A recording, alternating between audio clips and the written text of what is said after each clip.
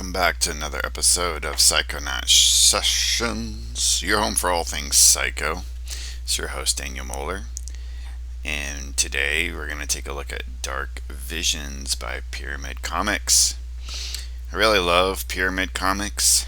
They were a publisher that existed very briefly in the 80s in the midst of the 1986 black and white boom, my favorite era of comics and probably just art in general.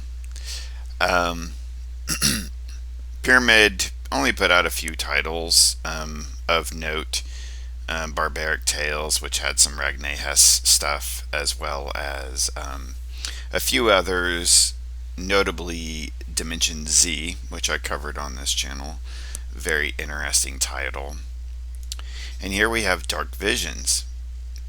This is actually a little long overdue because I have yet to cover Tim Tyler on this channel. And this is some of his earliest work. Tim Tyler still is plugging away, making comics, making independent, outlaw, rebel type comics. I mean, just Tim, you gotta go follow him on social media. He's on Facebook, I think Instagram, and he's always just churning stuff out. I mean, he always has something. A lot of the books you can get of his are magazine size format. A lot of anthology driven stuff. This is an anthology. Some of my favorite things are black and white anthologies from the 80s, especially. So it's really cool, just fun, like sci-fi, horror, you know, explicit content, just outlaw type of stuff. He's done a lot of work with Tim Vigil throughout the years too. So there's a similarity in their work, but Tim's a little bit more muted than Tim. Tim Tyler is a little bit more muted than Tim Vigil, but still just as amazing quality. Kind of like the logo on the side. I like it when things on the cover are shifted. Not so much like when you're reading the book and then you have to turn the page. Like if people are suddenly going landscape format. Not really a huge fan of that, but really do not mind on when the cover is that way. I don't know, it just kind of makes it fun, helps it stand out on the racks.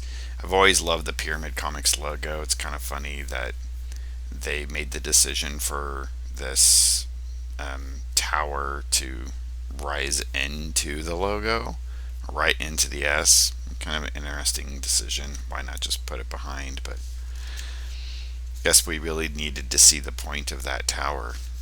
Looks like they had to do a lot of work just kind of coloring it in by hand because it didn't work out as they were pasting it on. But anyway, really looking forward. Love this character and the pose. I do like the, brown background. Looks like it's done in marker, I think. Looks like it's going to be the Night Stalker. Alright, so let's dive in. Not a whole lot in the beginning editorial. I really like when the beginning editorials kind of talk about the production of it and making it, and it's pretty much just like a table of contents and saying, we've got this, we've got that, and we got this. So, 2 stories by Tim Tyler. Dave Curl helps out on the first story. The middle story is done by Brad Moore, of which I don't think I have any knowledge of Brad Moore. Somebody can make a comment in the comments if need be. Purely 1986, South Bend, Indiana. So it looks like this is all copyrighted by Tim Tyler himself. So we got a little bit of a prelude. Not really understanding what's happening. It's some kind of post-apocalyptic future, I think. There's some sort of communication relay station where these 2 guys are just kind of hanging out, and they're just talking on the comms, I guess. And something happens and they go to check it out, and there's a monster that takes them out. So that's the prelude. So we get introduced to this world, the world of the Night Stalker, and don't really know. Although there seems to be this emphasis on religion. There's a reference to the Southwark Cathedral Trust, or Thrust, and so that it's like that the church kind of rules, but it's like this corporatization of it. So maybe kind of like a Shadowrun future, but there's monsters everywhere. And Night Hunter's a monster hunter. That's what he does. He hunts monsters, and he seems to be fairly religious. Um, so he gets approached by some dude, for some kind of drugs or whatever, and he's like, nope. And this is all in London, by the way. Didn't know if I mentioned that. Hears a scream, and he goes to go help out the lady. He says it's a vampire, shoots it, and takes it out, and then the woman just immediately starts coming on to him. And so, yeah. But I think this is Tim Tyler's early work. And, to take a look at his work, uh, and knowing how early this is, I mean, really incredible, really well done. His perspective is great. He's really got a great sense of what he wants to do with the figure work. A couple of little odd types of panels like this, but he's really trying to kind of do his best to create different angles and perspectives that just make the scene a little bit more interesting. So this is kind of funny. The woman starts coming on to him, and unfortunately, we've got like huge spoilers on the same page, which I don't like, but apparently she is some kind of creature itself, and I was like, okay, so she's a werewolf, but he actually refers to her as a werempire. So it's like vampire werewolf mix. Okay. But that's what she is, and so she's wanting to take him out, and they get into a fight. So a lot of fun. Really love the lettering here. Loved like the girth of this werewolf or vampire or whatever, and just tossing this guy around. So not only you get the sense of like the menace, how menacing this thing is, but how much this dude can take a beating. We got our black blood, which is typical of these comics at that time. Nice sense of motion and movement here. Looks like he's primarily working with brushes. If he works a lot like Tim Vigil, that's probably what he's using. We got a little bit of Zipatone here for shading. So he's, kind of in a quandary here, and he's trying to figure out how can I get this monster to go back to its dimension. So there's this idea, I guess, that monsters can't or have been coming over from another dimension, and he doesn't want to kill them. He just wants to send them there, even though he did just kill a vampire earlier. But the vampire, the werewolf, gets taken out. Boom. Kind of a weird looking image, but a lot of fun. And it's this guy who I was like, it's Zot. But no, this is Von Helsing. So this guy is obviously a descendant of the Helsing family. And he's got this whole shtick where he's like, man, your methods are old, and you're old. You need to get with the new monster hunters. I even got a cybernetic arm. And he even refers to I even got a cybernetic. So he's kind of, this looks like something from the 90s, that like very Rob Liefeldian sort of outfit. And I don't recall a lot of things in the 80s looking like this. Certainly not superhero comics. I guess like 2000 AD and stuff, you were getting a lot of this military-esque sort of, pouches and whatever. And this does take place in London, so I think they were very well aware of those comics. But I just think, Tim was really kind of already calling it out of like the ridiculousness of the extreme nature of these new heroes coming in and taking over the old. So he's really, um, and so anyway, he's like, you need to kill these monsters and not just, you know, send them back to their dimension. You're soft. And he's like, no, but the guy ends up killing her anyway. So he takes off. There's some weird creepo dude with a tiny little pet. This is a really cool image, who's watching them from afar. And he's like, not yet, my pet. When he's alone, only then shall Quist die. Yeah, that's his name. Something Quist. Richard Quist. So he basically tells the Von Helsing dude to go away. Really love the darkness of this image. And then we get back into his private quarters. So this was just like an opener, right? We get some cool city scenes here. We get this, like, that's really cool the way he does the clouds. Really love that. Again, very futuristic, but very dystopian at the same time. And he's got this like very Doctor Strange-esque kind of uh, headquarters that he's in, with robots to boot, but like bones and occult symbolism everywhere. And he's patching himself up from getting beat up. And then we get our call out here. So David Curl wrote this, but Tim Tyler created and illustrated. So I guess he did the letters too. Really love the lettering here. Really like that. I really liked the lettering for Dark Visions as well. Really cool titles. Simple but effective. So we get your typical like damsel coming in to hire him, and she needs him to find her husband.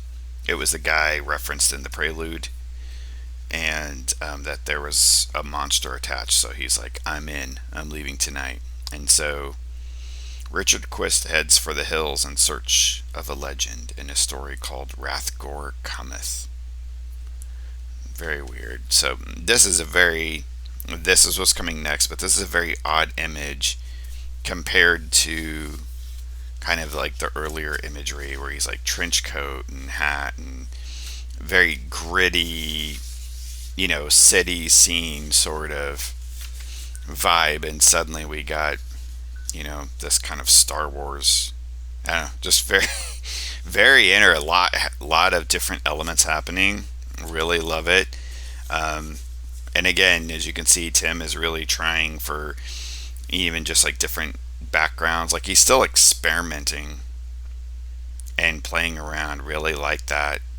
I love it. I absolutely love it when people do, and if they do it right, and this is done well, where you do a little bit of shading with the brush, like a line of shade, and then the rest of it is Zipatone. Really cool. I love that. So you got your white contrasted with the zip. I don't know if it's coming across on the camera, but really, really cool. What a craftsman, that Tim Tyler. Looking forward to getting this one. So this is Brad Moore. The method of this comic story I really appreciate. They try to bring in some kind of narrator guy, whom it may concern. Har har, introducing the story. I don't know. Looking at the artwork itself, it looks really cool. Love the brushwork. The lines are very sketchy, very rough, but they flow. They're very animated. Sequentially, it was really hard to follow. I couldn't really tell, and I think because some of the most critical scenes were in really small panels, and it was really hard to tell what was happening.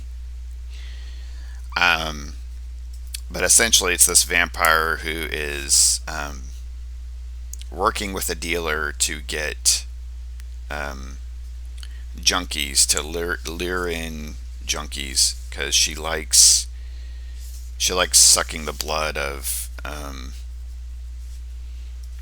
junkies or anybody who's like high.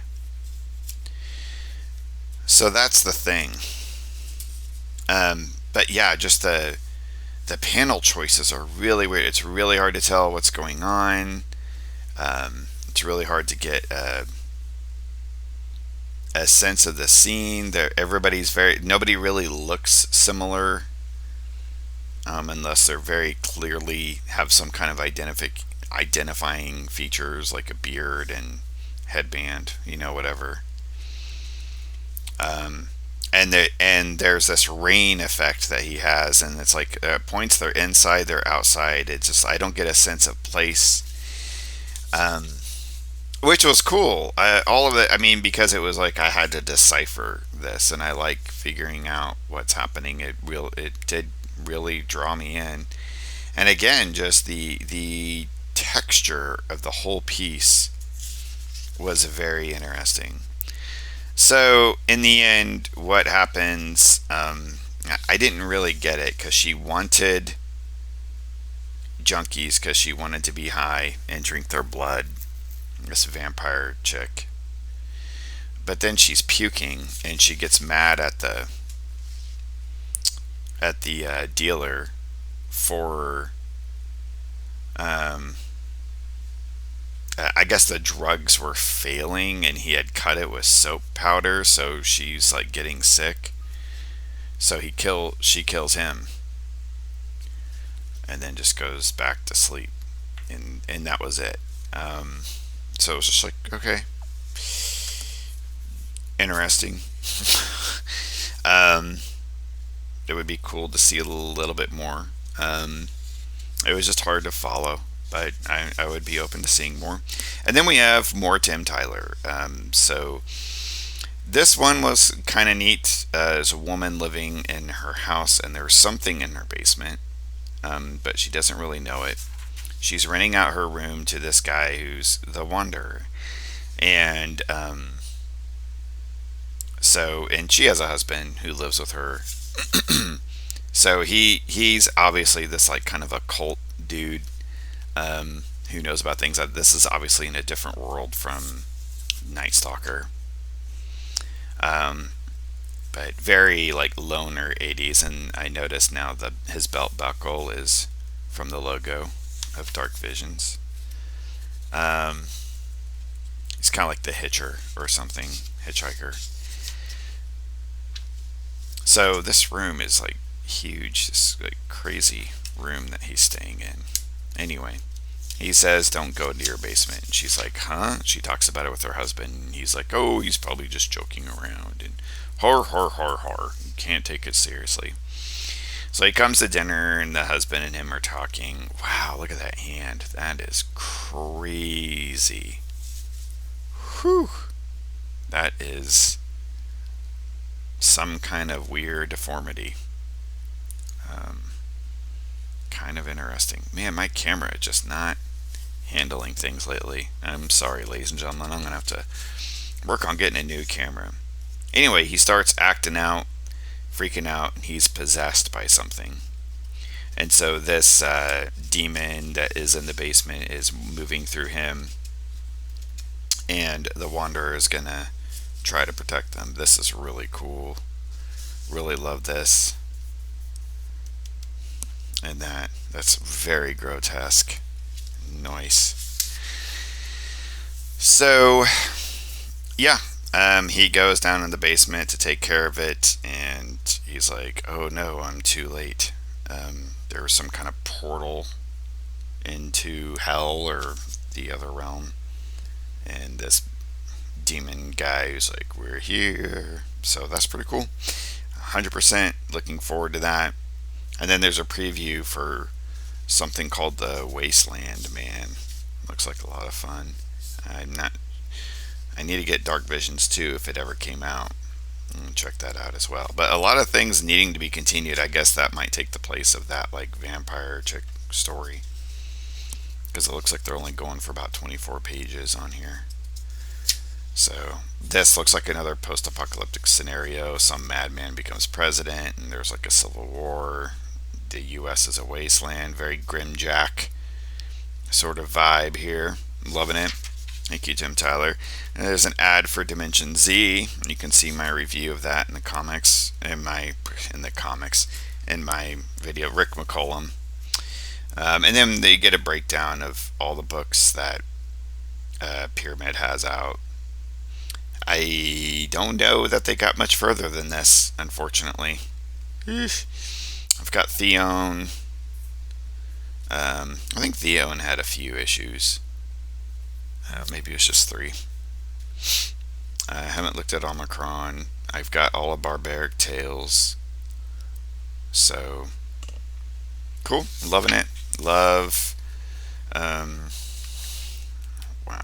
I miss VHS and cassettes. So here we go. Just like a little nice snippet of some 80s black and white sci-fi horror anthology stuff. Never gets old to me. Absolutely dig it.